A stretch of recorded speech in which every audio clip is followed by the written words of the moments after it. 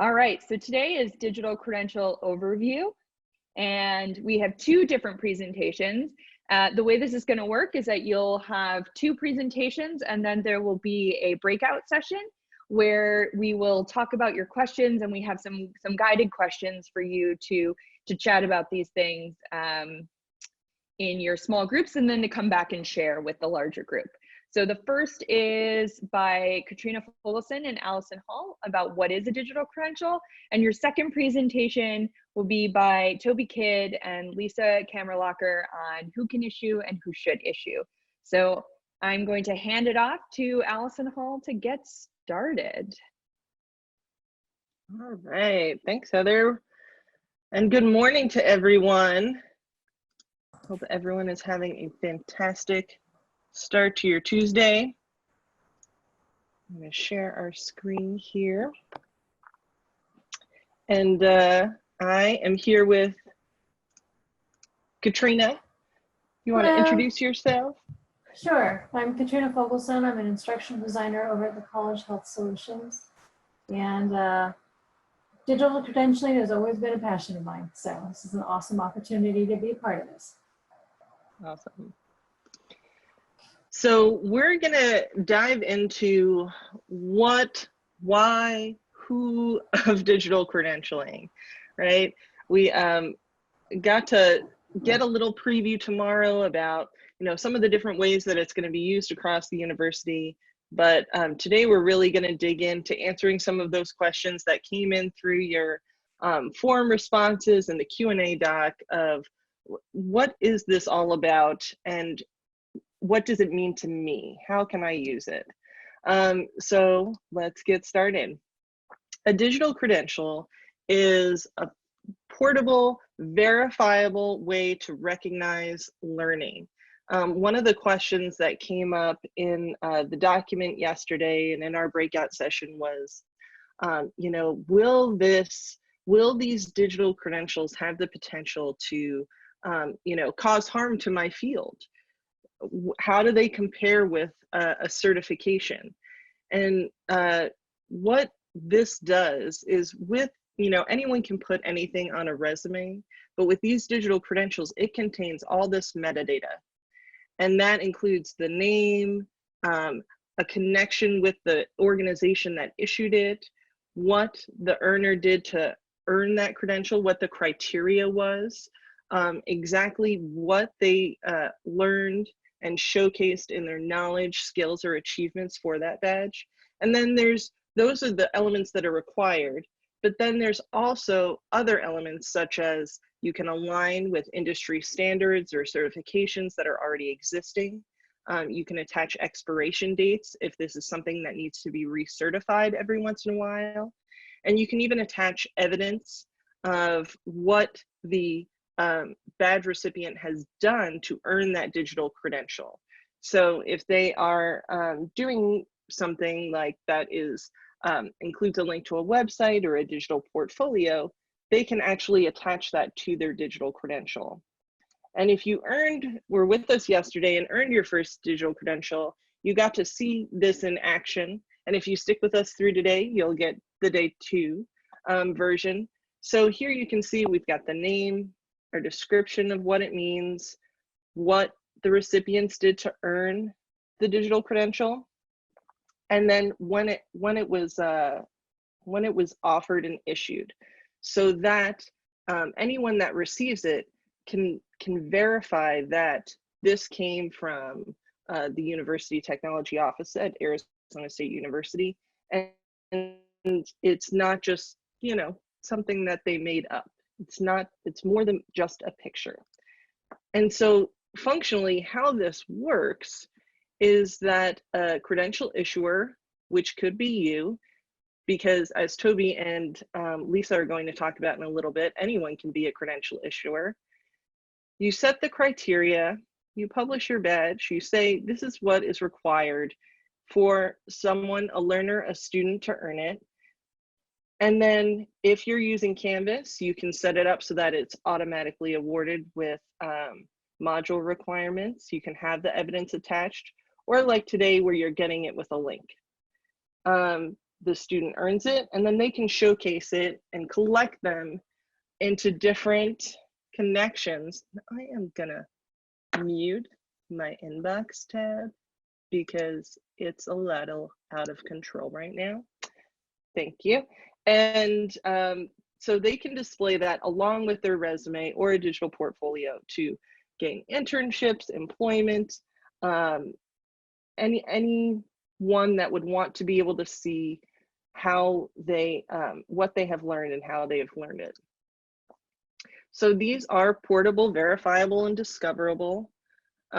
As Lev talked about yesterday, we are not, ASU is not the first ones into this game. Over 24 million badges have been issued worldwide, and that was in 2018. Our library just this last quarter has issued about 500, I want to say, but Lisa can check my facts on that when she comes online.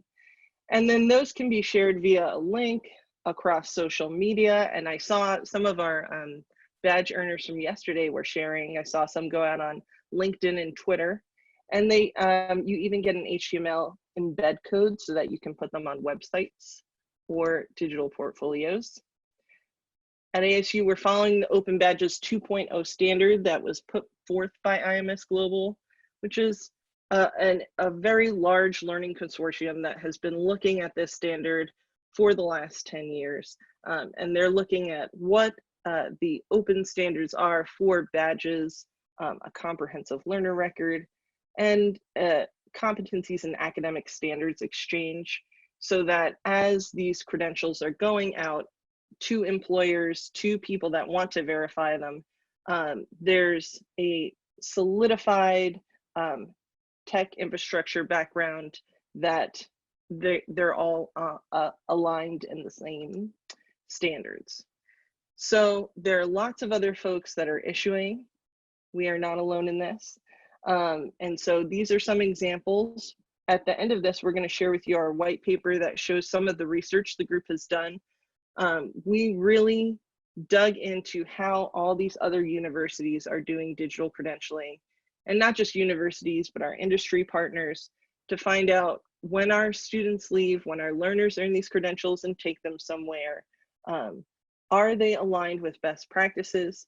Are they walking away with something that industries and employers are going to be, respect and be excited about, and recognize that, okay, you are aligned with all of these other institutions.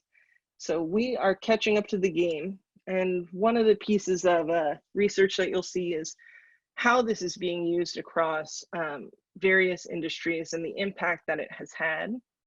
So this is some of the results from an IBM study on it.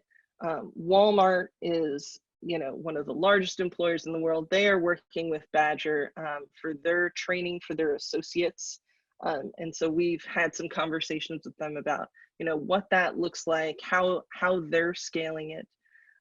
So this is kind of the who and the why, and Katrina is going to talk about the ways we can use badges.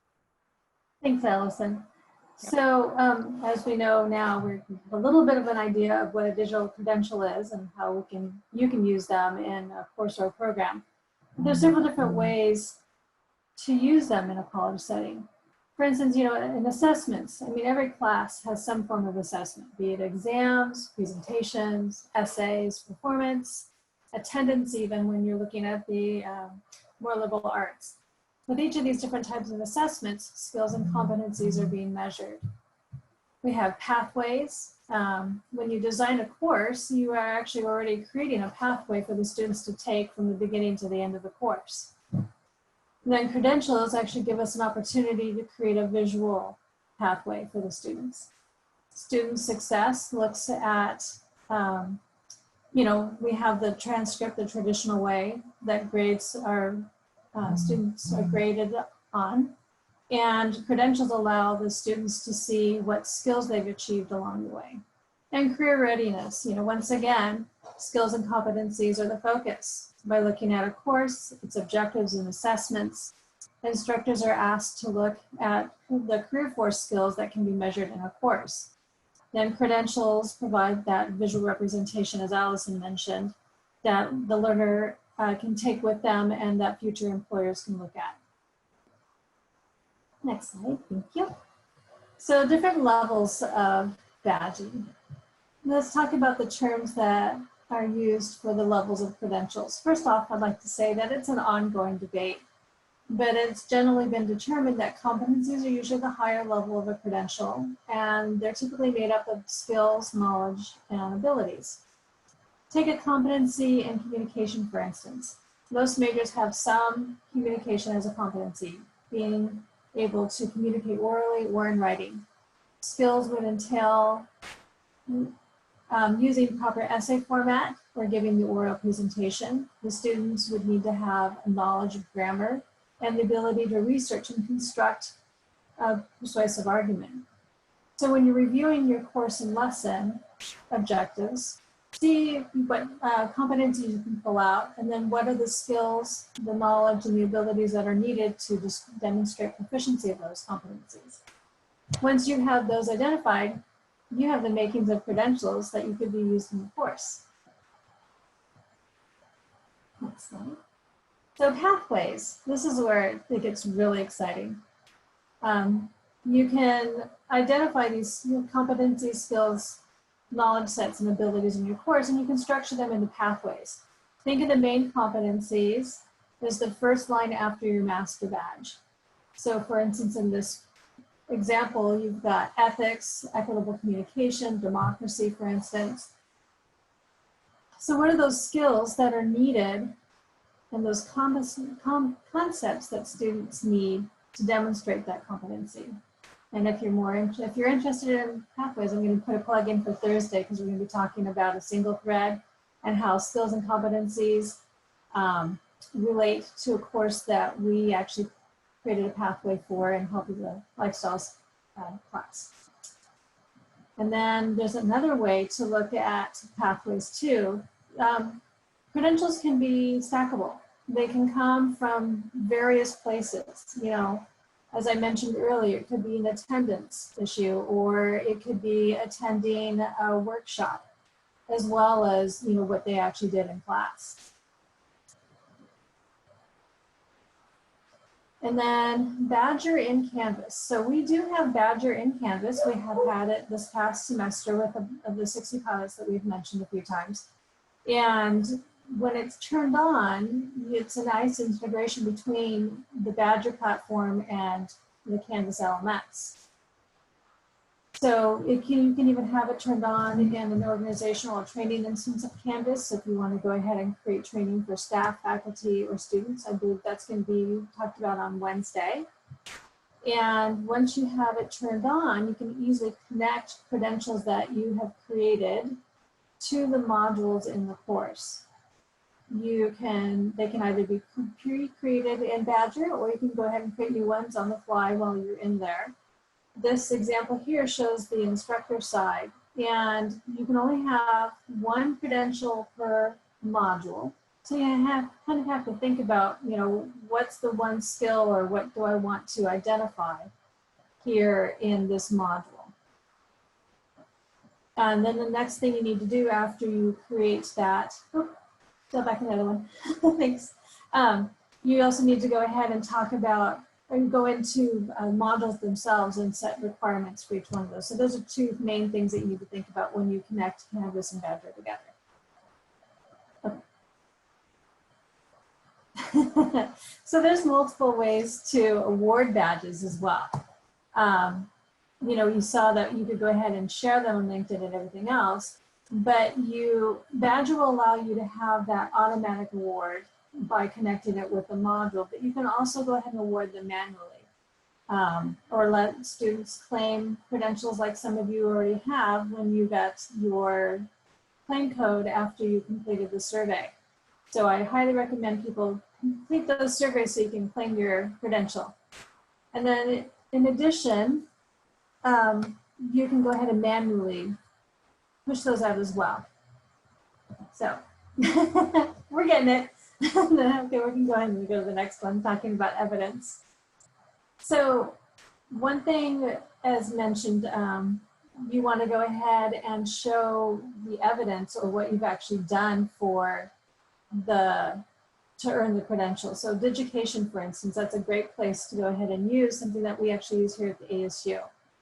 And this is also something that the Digication portfolio or digital portfolio is something that you will keep with you forever. And you can actually tie your credentials into it and then show the evidence and even a reflection and have that as evidence you can show to a future employer or anybody else who says, well, what did you actually do to earn this credential? And then Allison mentioned a little bit earlier about the verified check mark. That just shows, you know, the strength behind the credential. It has actually been verified. There's, you know, somebody had created the credential, they set criteria, the criteria had been met, and when it was issued. And then to help you out, we've actually created, it was a university effort, created the the help resources. It helps you with the step-by-steps on setting up the credentials. There's a great how do I section that answers many of the questions that people have when they're getting started. And there's a good help section for common troubleshooting as well. And then we've also created a student resource that is perfect for you to go ahead and take, put it into your course when you start using Badger. This tells the students more about credentials, why they should be excited, and we all should be excited about this. And it also is a great tool because it also has a lot of those troubleshooting things as well. That way they can go to this resource first before they come to you to ask questions.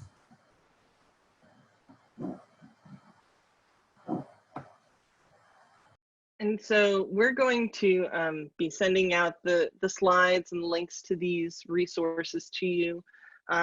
There's also, in addition to this, there's also in Canvas Commons a page that you can download into your Canvas courses to introduce digital credentials to your students, so that if you're including them in your course, there's a page that's already made that explains this is what they are. Here's the link to the help resources. So that's one less thing to think about if you're a faculty member and you want to integrate these. And then, you know, we have worked on this, you know, across the university, and we've all been steeped in this for quite some time. And the exciting thing about this week is to get the chance to show it to you all and to find out what are we still not explaining clearly after, you know, this pilot phase. What else do you need to know? What other support do you need?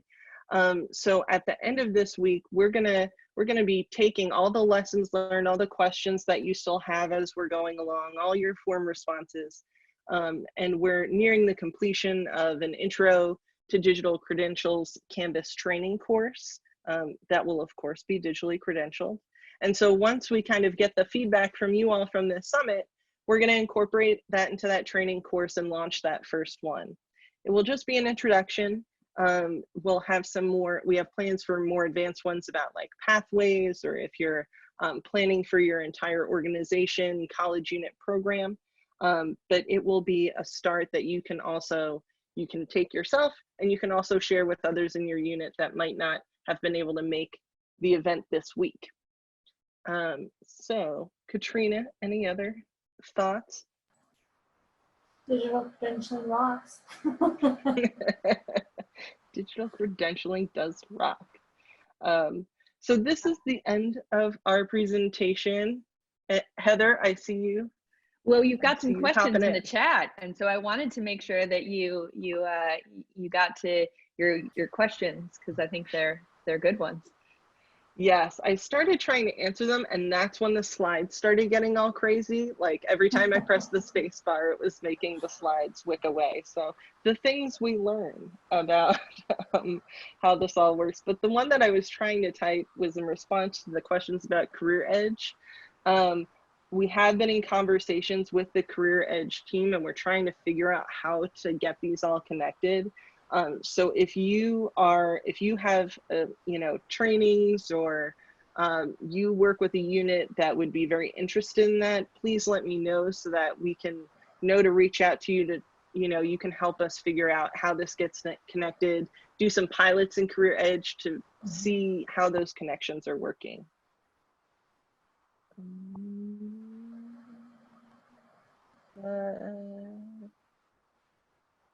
Any other questions throw them up in the chat. We've got a couple minutes. So if people have questions for Allison and Katrina, just toss them in the chat and I'll make sure that they get to them. There was a question about LinkedIn Learning as well, about whether we're not just Career Edge, but what's the connection to some of the things that LinkedIn Learning does? Well, we don't control the LinkedIn Learning offerings. Like, they aren't an actual ASU offering. So whether they digital credential or not is kind of their choice. Right, I have seen some that actually do, after you complete a course, they will give you a credential or even a certificate that you can throw into your LinkedIn page. But as Allison mentioned, there's not a connection directly to ASU and the badge. Awesome. So we do have a question related to workforce. Do you know if anyone's using them for recruiting purposes? So are people bringing them into the recruiting applications?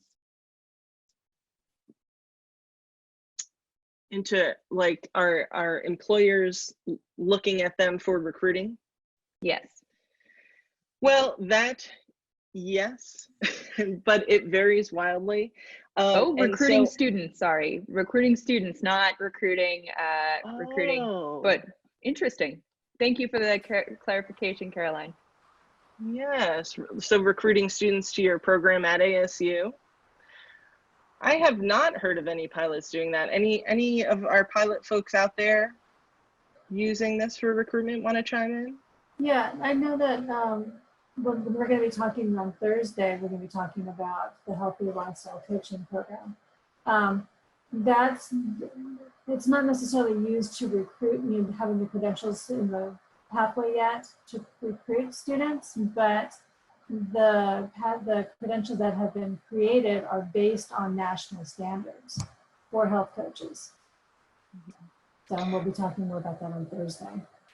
Yeah, and one of the questions that often comes up with digital credentials is, how do we know if employers care? There are some employers that obviously care, they advertise that they care. But really, the answer to that is that it doesn't matter. And here's why. This is really a tool for student empowerment. It's a tool for students to tell their story of their learning journey. So often, I know I've done it myself as a learner, and I've watched my students do it as well. They leave the class and they don't realize all that they've learned and accomplished. They're trying to survive the class. They might not even remember the skills that they've learned once they pass the test. And there are a lot of skills such as like teamwork and collaboration, leadership, that they just don't internalize that they're receiving during your classes. And so by digitally credentialing some of those pieces, and that's going to be talked about more later this week, I don't want to step on anybody else's presentation. It's really a tool for students to tell others and communicate with others and understand themselves what they've learned and what they're capable of doing. Going on a side tangent that's here, and is there a good literature review of the digital credentials and university adoption, and where might we find one of that? Well, we have a short one in our white paper. We also have an extended version. And so we have, ours are based off of several other good literature reviews of university adoption and digital credentials. So if you want the extended version, we can also put that out there. Awesome. And then let's do one final question, is the idea of, has anyone mapped or linked a series of badges to a credit-bearing experience at ASU, and what does that look like? That has not been currently done, but some of what we heard yesterday was how that might do in the future. As we were piloting, it was requested in this educational experience as we're all learning about this to, not interfere with the traditional transcript and the way we're doing things, which is very fair. So there are credentials that are attached to courses, to credit-bearing courses, but none that are like, if you get these 3 credentials, you no longer have to take that class. That is not the structure that we're doing here at ASU. Right. And I look at the credentials kind of like in parallel with the transcript and the traditional grades. The traditional grades shows that you passed the course and what courses you passed. We can go ahead and take credentials. We'll talk more about this when we talk about pathways, but you can go ahead and you can take the credentials and you can show the skills that were attached to each one of those courses. So it's kind of like having, your circulatory system, and then you have your lymphatic system. You want to talk sciences, health sciences. They run in parallel, but they do 2 different things. Nice. And I think we have one final question, is that a question about the idea of resumes and job applications and interviews. What's a good way to provide digital credentials related to specific skills learned on the job? So like, what's a good way to show that evidence, or for students to show that evidence? Certainly. So that is a fantastic use case, right? It's not something that shows up on the transcript right now, but it's something that's very important for all students to learn. And Badger actually has an example of a pathway where that shows a student's coursework, and then also another branch for job preparation of applications, resumes, interviews. And so each of those could be digitally credentialed. It depends. If you're providing a training, it could be delivered upon completion of, okay, I have been trained in how to write an appropriate resume. And it can also, you can attach the evidence of what they created. I think Tim and Meredith are going to talk some about when it's appropriate to attach evidence and not tomorrow.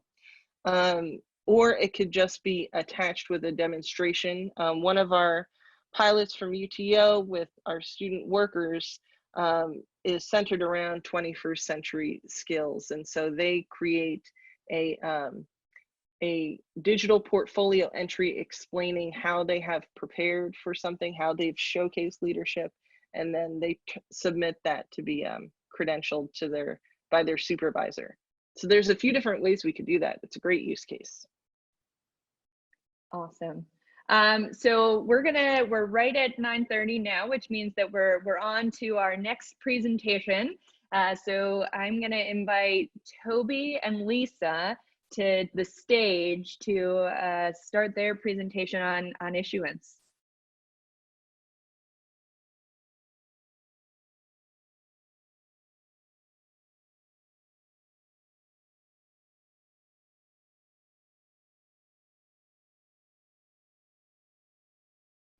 Toby, if you're talking, you're muted.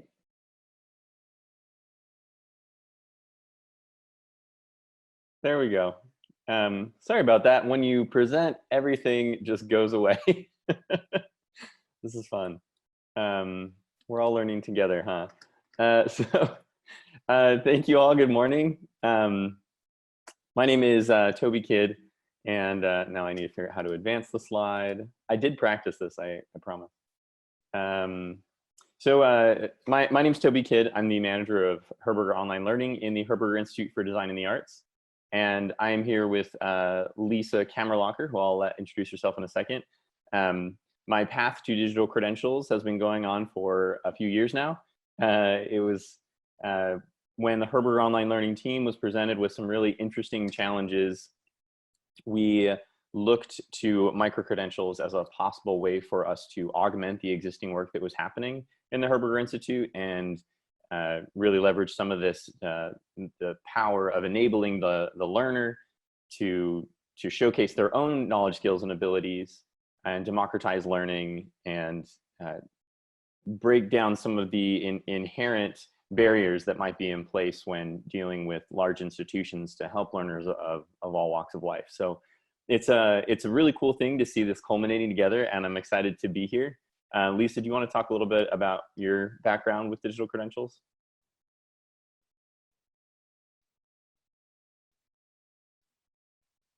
Maybe you're also muted, Lisa. I don't see you.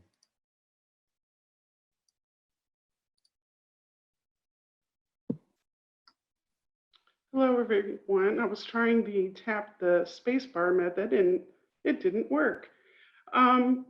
I have been in the digital credential game for about 6 years. I had mentioned yesterday that Alex Halliday at West Campus actually introduced me to the concept, and we had some particular issues in the library we needed to resolve, and that was basically being able to push out information literacy instruction to students who may or may not be able to come into the library for that. So that's how I got started, and it's been growing and growing ever since, and it's been a lot of fun, and it's used very heavily, so we've had a good experience with it. Yeah, I know, Lisa, the library has been a huge success case for piloting some digital credential stuff. So our agenda for this presentation, we're going to walk through the definitions and context. I know we got a lot of that from Allison and Katrina, but just to focus specifically on issuance and what does that mean? Who can issue? What are some factors to consider when looking at issuance? What are some recommended processes for institutions? And what does this mean for ASU? And really, what does this mean for everyone?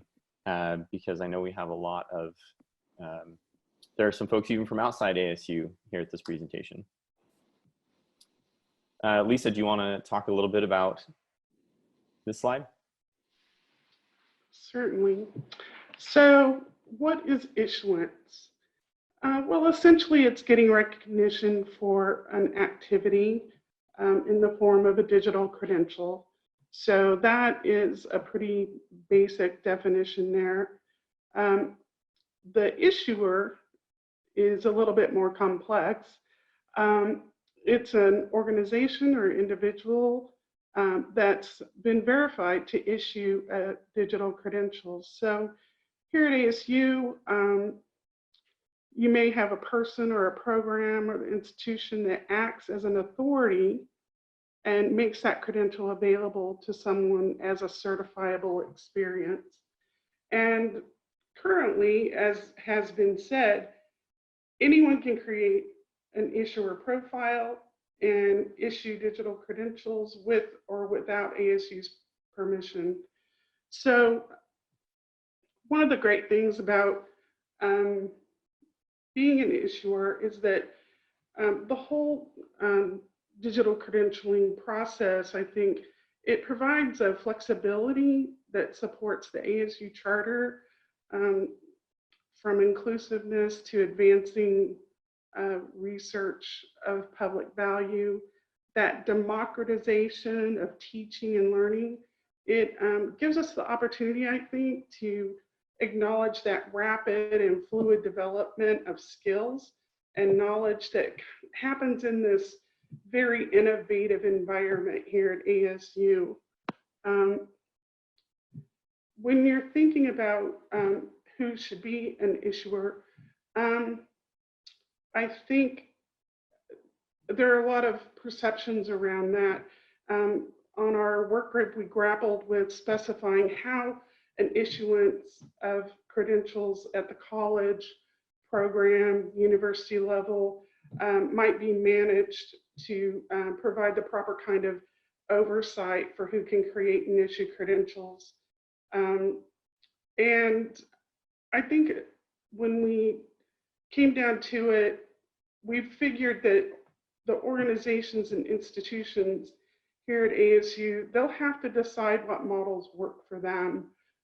For example, how could an individual be prevented from creating and issuing a credential from college level issuer without permission of the college?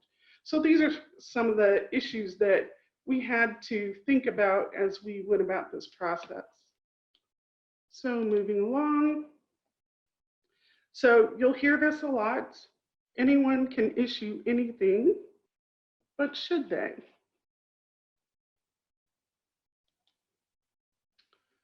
So individual issuance could be done by a student, faculty member, I'll say academic professional because I am one, or staff. And as we've said, anyone can issue credentials. And I think for a lot of faculty, thinking about how you can use it in the classroom, in a lab, or in other environments where you may engage with students is important to think about. Institutional issuance, on the other hand, that might be schools, colleges, programs, academic partners, or industry partners, and potentially ASU itself. And it's important to know that anyone can get that issuer profile in credentialing. And so I don't know how that's going to come out in the end in terms of, will the individual keep being able to do that? I hope so, but we'll have to see how things sort themselves at the school and college level.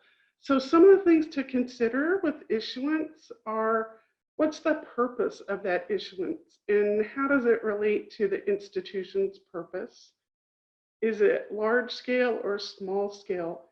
This was a really important issue in the library where we need to reach over 100,000 students. There's no way we can do that one-on-one. So scale factored very largely in our decision-making. Is it curricular? Is it co-curricular? We happen to be a co-curricular credentialing offering. What are your desired outcomes? Are there plans for the credential to be transcripted? We've been working under the idea, I think Allison already mentioned it, that they wouldn't be, but it's certainly a consideration for the future. What kind of evidence and assessment is attached to it? Are you needing any kind of analytics for your program that badging might inform? This was a very convenient way for the pilot that we're doing in the library to find out. We are doing one that's related to staff development. The badging system itself helped us understand who was engaging and learning this set of information and who wasn't. So those analytics were helpful or can be helpful. Does it support the alignment of competencies within a program? And I think whether it's a single issuance or whether it's a stacked credential where they might get smaller issuances and then a larger issuance at the end, like you saw in the pathways, these are all considerations for becoming an issuer and issuing digital credentials. Turn it back over to you, Toby. Thanks, Lisa. I think it's important to know also in this case, when we talk about an individual versus an institution, Lisa and I actually had a conversation about this just yesterday about, what does it mean to be an institutionalized issuer? And when we reference that, especially in this presentation, this could be as localized as an academic unit, or this could be as large scale as, for example, for my use case, the Herberger Institute for Design and the Arts. Right now, we don't have any examples of ASU-wide credentials where ASU itself is the formal issuer.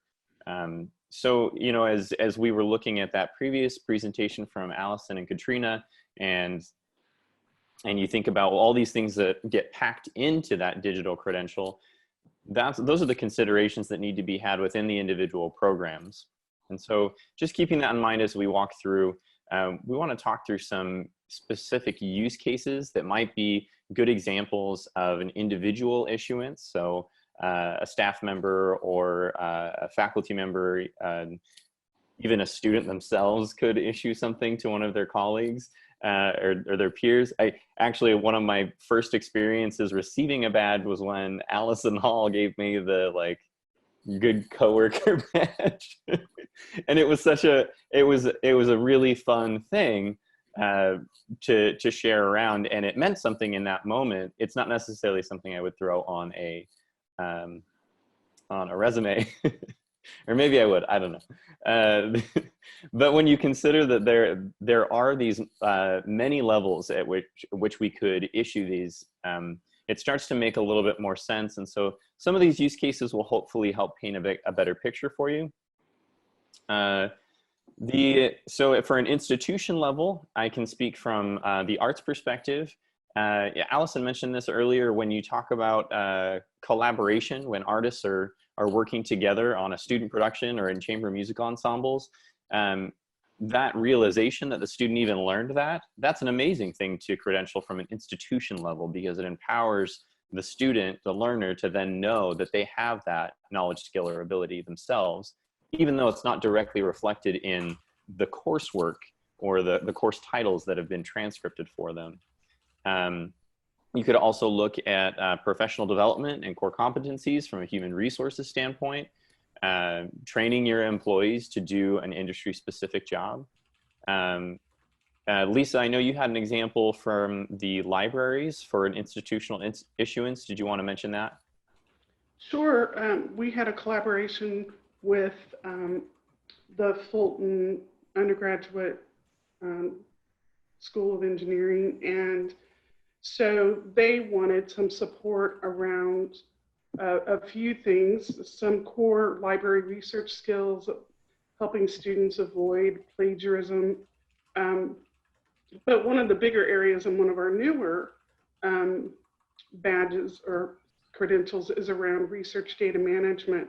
So yeah, we worked with them, and two of our librarians developed content in collaboration. And so that is one of our most heavily used content oriented one. We have an orientation one that's used very, very heavily, but outside of that, this is a very heavily used credential. Thanks, Lisa. So some other examples to move into the individual space. Some examples of that could be that you're trying to identify a top contributor in your course and give somebody some kind of recognition for that extra work that they put in beyond their peers. And it adds an element of gamification to the learning experience that isn't necessarily going to be institutionalized. You could have a scavenger hunt for your students where, again, it's something that you're using to augment the classroom experience, but isn't necessarily something that needs to be the school or program issuing a credential for. There's also experimentation with new ideas and piloting proofs of concept. I think that's another example we'll talk a little bit about later, but it's another way that we can think proactively about how does this evolve over time and become something that is more than what we can even perceive of right now and dealing with emergent fields. So there's obviously this overlap in the Venn diagram where it could be either. And I think that this is an important consideration we all need to have, because it could change based on each individual academic program or functional unit within the university. So for example, if you have an instructor as the authority in a specific topic area and not the institution itself, that would obviously need some conversations within your program and the employer to say who should be the issuer there. But that could go either way. There might be more value for the student and the learner out in the field if they can say that they took from a very specific industry expert. If I wanted to learn about Toby Kid, I would want to learn from Toby Kid. It wouldn't matter necessarily that if ASU was the authenticator, if Toby Kid's name itself carried more weight on that badge or that digital credential. So that's a consideration. Documenting student attendance at an event could also be either or. And I'll give an example of that here in just a minute. lab training for student employees, or even orientation attendance and participation are all examples that might fall somewhere on these lists depending on the context. So now is a chance for you all to think and not just listen. We're going to give some examples, and we'll just give you about maybe 60 to 90 seconds per example and see if we can just get a sense for what you all are thinking the direction for these could go. So was this showing for you all with a URL? At the top, polev.com, TobyKid871. So Yeah, this is an opportunity. opportunity. Cool, thank you. It is, if it is too small and somebody wants to type that in the chat, because I don't want to type while I'm presenting, you can also text, or if this is posing a technical hurdle for you, feel free to drop it in the chat. What do you think perfect attendance should be? Is that an individual issuing something? Is that an institution issuing something? Or is it either? And while you are thinking about that and logging your votes, great, it's working. You know, in my own mind, I could think of this being something where, oh, interesting. I could see this being something where it's, I need to not watch the polls go up and down. Where you could say that, you know, maybe attendance is not something that the institution itself cares about, or maybe it is something the institution cares about. And so it might be that your individual college, maybe you know that attendance is something that is, you know, highly emphasized, might even have an impact on their career. You could also consider it as, does the learner get anything from that if they can go into a job interview and as like a, you know, a new junior employee at this company, they can say, I have perfect attendance, I got this credential. So thank you all for contributing on that one. If anybody has any ideas, by the way, or other examples that I didn't mention, or you have specific opinions of why it shouldn't be either or individual or institution, please feel free to share that in the chat. So the next example, did it go through? Public speaking. So should public speaking be something that is an individual, an institution, or either? Again, we'll give us about 60 seconds.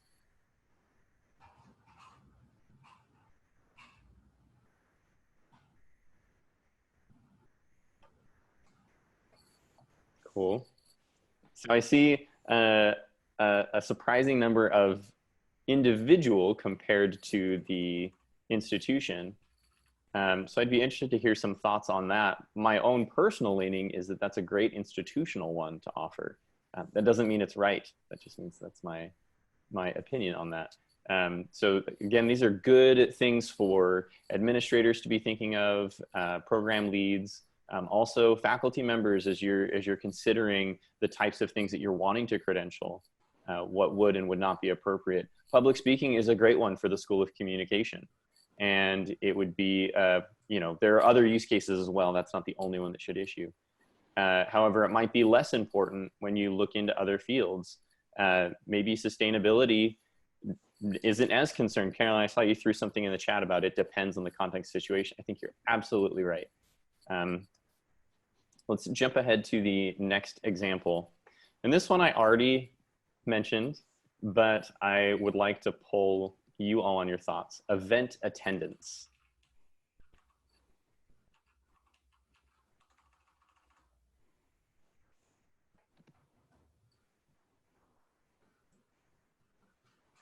So this could be any type of event. In the Herberger Institute, we have a lot of arts and culture events. We have sporting events. Maybe it's just attending an orientation, showing up for that first day. My own, again, speaking from the Herberger Institute, it is a, says it's full. Well, that's probably because I used a free Poll Everywhere account. So in the Herberger Institute, if you have an event, you know, is attending an art gallery opening or a performance of your peers, is that something that should be credentialed? And in my opinion, you could see it as, you know, auxiliary and not really anything that needs to be credentialed, but the argument could be made where it does need to be credentialed because you're showing that the student is engaging in an artistic community and learning how to be a participant, not only as a performer, but as an audience member and a colleague, which is really important in the arts. So this one, I don't think the poll will allow it, but maybe it will. This is completing job training.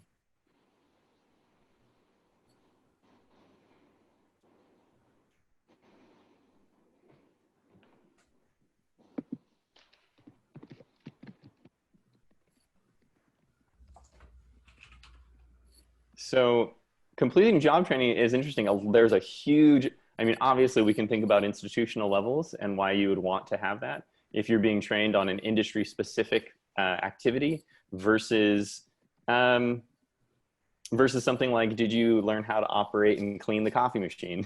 Is that something that you think that the learner, your employee, is going to carry forward in the rest of their life and career? So we referenced a little bit in the past this idea of emergent fields and areas of study. This hits back to pre-prescribed value and the democratization of learning.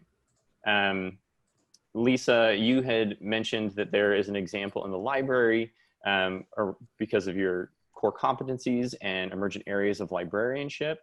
I think we're running a little light on time, so maybe quickly run through that. I think you said it.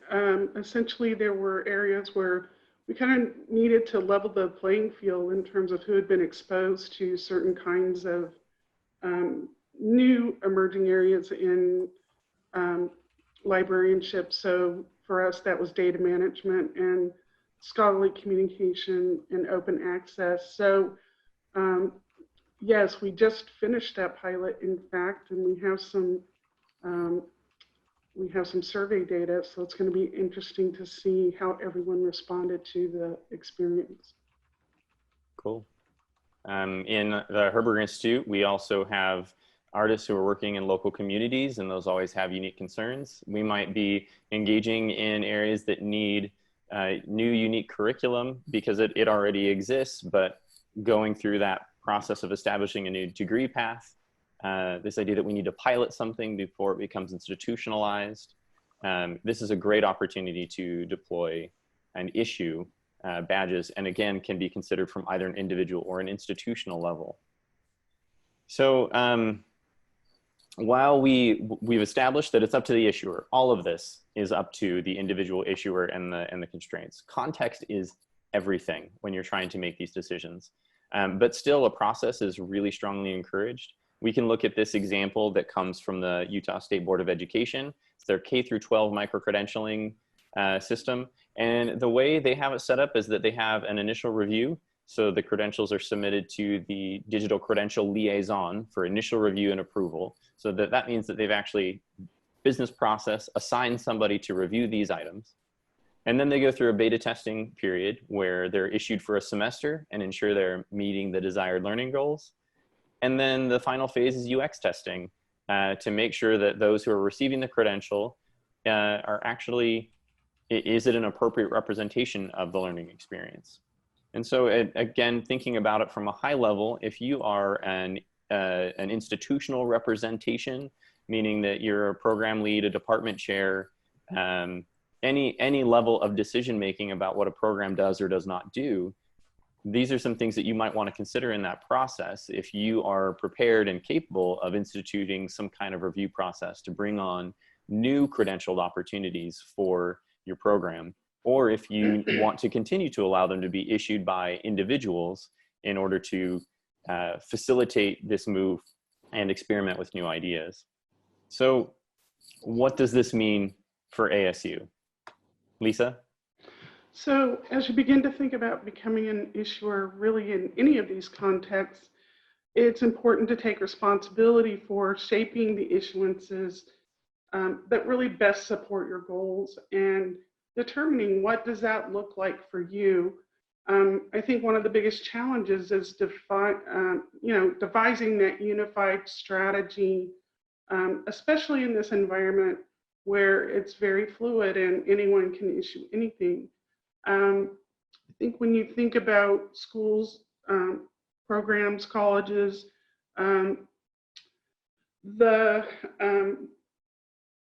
the issues, I think, evolve and it requires a certain kind of agreement. It requires the development of processes. The primary one at this point that's universal is that the marketing hub has to approve your design for a credential. And as we said earlier, ASU doesn't have any credentials at this time as ASU institution. The question is, should we?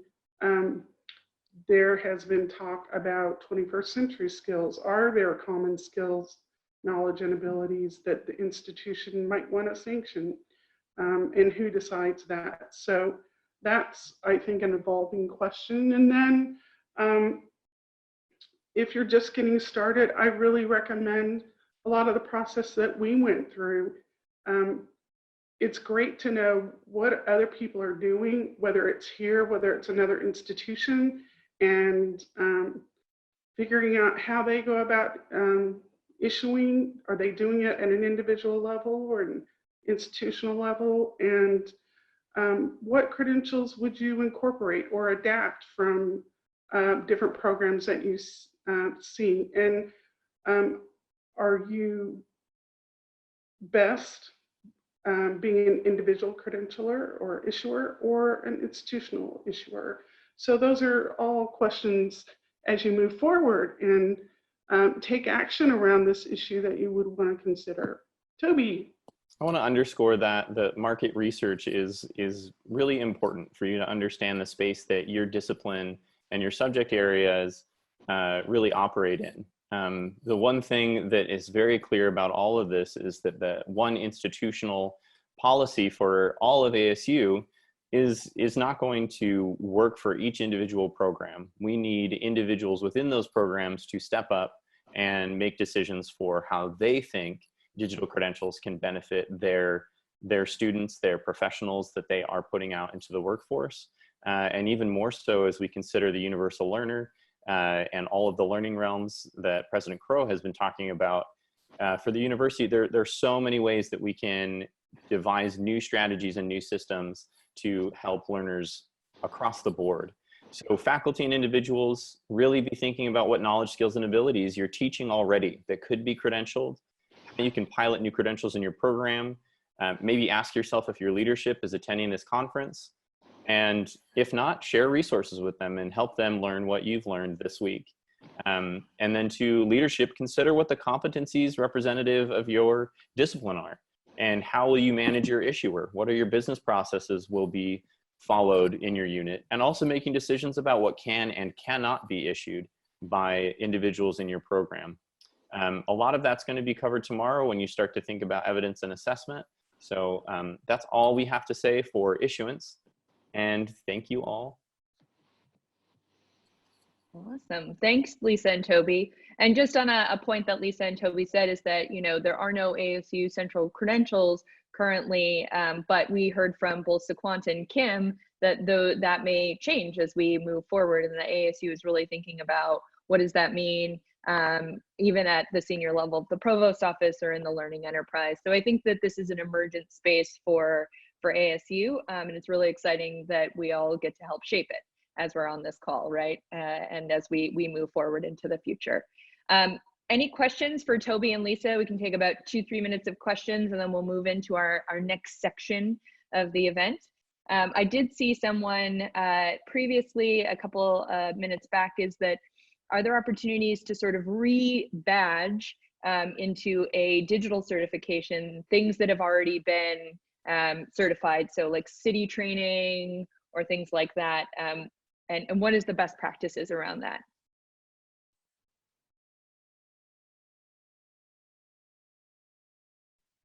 I think that might be a good question for Allison, if I had to guess. Certainly. So, so the degree issuance side of things, you know, the objective of digital credentials is to, you know, it's on a more granular level. So if it's showing up on the transcript, how is adding a digital credential going to assist with that?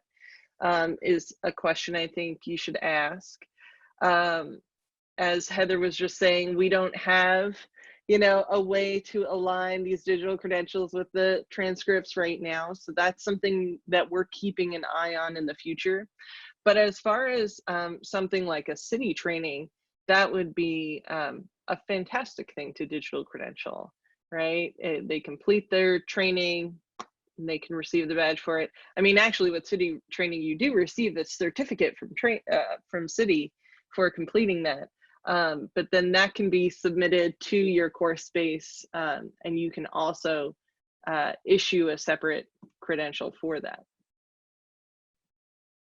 We've got a more detailed question on the line that I think also goes to Allison about integrating Badger into Canvas, and who should we reach out to, and will we have SSO login?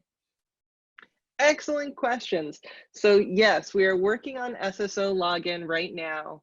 We will have a white labeled version of Badger that will reflect ASU branding. And right now with our pilots, because we are experimenting, it is on a course, the installs were on a course by course basis for this semester. And I believe we're gonna continue that in the summer, but there's gonna reach a tipping point where that just is not effective for UTO. And that's where this question about issuance is so important. One of the questions that came in the forum last night was what is going to be the governance policy? Well, Lisa and Toby talked about, you know, this is a tool for democratizing learning. If we have, you know, a top-down ASU governance of this, it's called the program and course approval system, right? It's just the same thing. And so I don't want to trigger anyone, but connecting with the events we're seeing in the world right now, it's kind of like federal and state, right? We have ASU-wide guidelines, you know, of what the badges can look like. You know, the Marketing Hub has given us some templates. If you are using an ASU endorsed logo, we have guidance for who can put that on their credentials. It's not for individual instructors, it's for unit, program, college level issuance. So we have some of those basics in place, but as far as if your unit wants to issue these, what are the guidelines? That's up to the states or the units, right? And so one of the things I can do really quickly is kind of share and show you a little bit of the Badger interface that might help with this. So if you received, anyone can go right now, and I encourage you to do so, to go to badger.com, log in, create an account. Please use your ASU right now while we're still getting the SSO set up. Badger has given us a date of May 14th. And so I am going to share that date right now to hold them and us accountable to that timeline. But use your ASU if you're creating a Badger account, because that will convey to Canvas and the SSO. If you haven't, and you've already created one using like your first name dot last name at ASU, you can add on a second one in your profile here. But when you go there right now, it's going to look like this typical Badger branding. What we're also going to have is this ASU organization level, where it will look like an ASU product, right? And in that, there will be issuers from the units and that level of issuance. So if you're an instructor, you can create anything in your personal account, even if you're a representative of what would be a unit or program level. You can create your own personal issuances that are attached to your course. You can make a single issuer per course, so that all of those badges for each of your courses are collected in one space. But if you are that, program level, college level issuer, there are different guidelines for that. And so our first meeting with anyone that's looking to issue credentials is going to be asked that question of, what does your leadership say? And who is going to be the leadership within your realm to decide, okay, that receives the ASU library badge, so that we don't have, random folks going out and creating. And within the issuers, there are different staff permissions. I hope this is okay, Lisa, that I'm showing your issuer, but it's a great example of owners, editors, and staff members. So owners can control staff, can control everything within the system. An editor can create badges and issue them, but a staff member can only issue. So if you are an organizational level issuer and you want to give a faculty permission to issue one of your ASU library badges in their course, that would be a staff member role. It allows them to issue, but not be a representative and be creating badges on behalf of your organization. And so this is kind of getting into the more technical aspects of things. And we will have more trainings about that. But sometimes it's just helpful to see it in action. So I hope that helped. I think it also helps with people as they're thinking through what levels of governance at their own college level they would need to have. So the different roles between someone who can actually create a badge versus someone who can issue a badge. I think that, thinking through that on their college governance level will be important as they move forward in this space. I think that we are right at the point when we can, I know we have a couple more questions in the chat, but I'd love for us to move into the interactive piece of this session, because some of these questions you can actually talk about in your interactive topic chat. So I am going to share my screen quickly, and let's see if, and so we're doing the interactive topic chat. And we'll put in the chat the link to the topics. We're going to break you out into groups at random of about 15 people. And we ask that you nominate someone to be the point person for sort of help facilitating that, and for when we come back together to put your results in the chat and to speak on your behalf when we go around. And we want you to reflect on the speakers' presentations today on the topics and discuss your takeaways and what questions you still have. And then we encourage you to share your main takeaways in Slack as well, to keep that conversation going so that you can work with others and learn from others. Because really, this is a community. The only way we're going to get to having digital credentials be pervasive at ASU is if we form this community and we help each other. So I'm going to ask Erin to break us out, and we are going to everybody did the link get shared in the chat to the doc? Somebody can share that so everybody can open it. I think this is it. Clicking as fast as I can. There, oh, I think that's go. You beat me. I know. I can present and do it at the same time. All right, so everyone, I'll see you in rooms, and I'll see you in the doc, and we'll meet back here at the very end so we can all earn our day 2 credential. All right, I think we're pretty much all back. So we've got a couple of minutes. Does any group want to share out just some really wise bit of information they had in their session? Some brave soul want to share some of the conversation they had, or something that they found really poignant coming out of their discussion?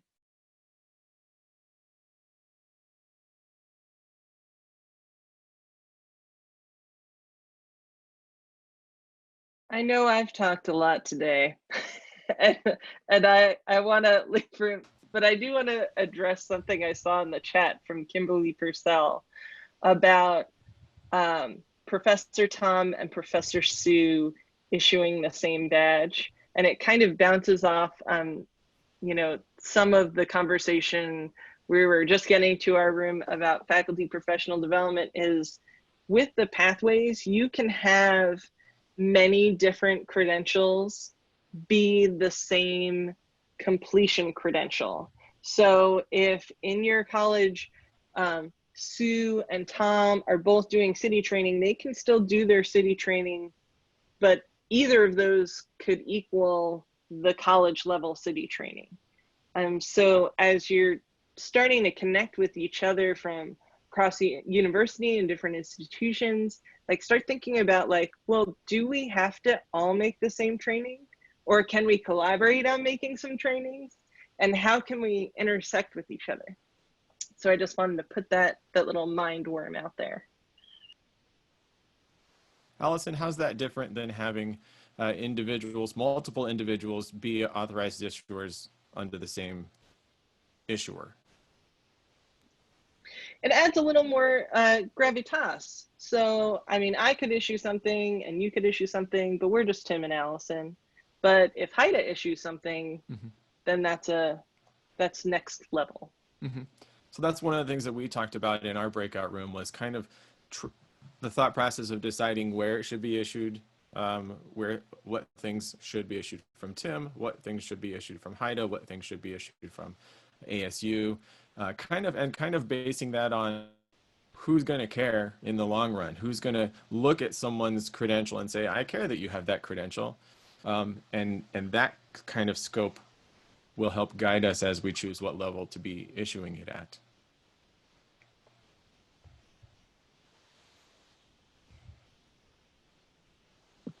I'm not sure he'll speak for himself, but Alex, I thought had a great, do you want to go ahead and talk about your idea, Alex?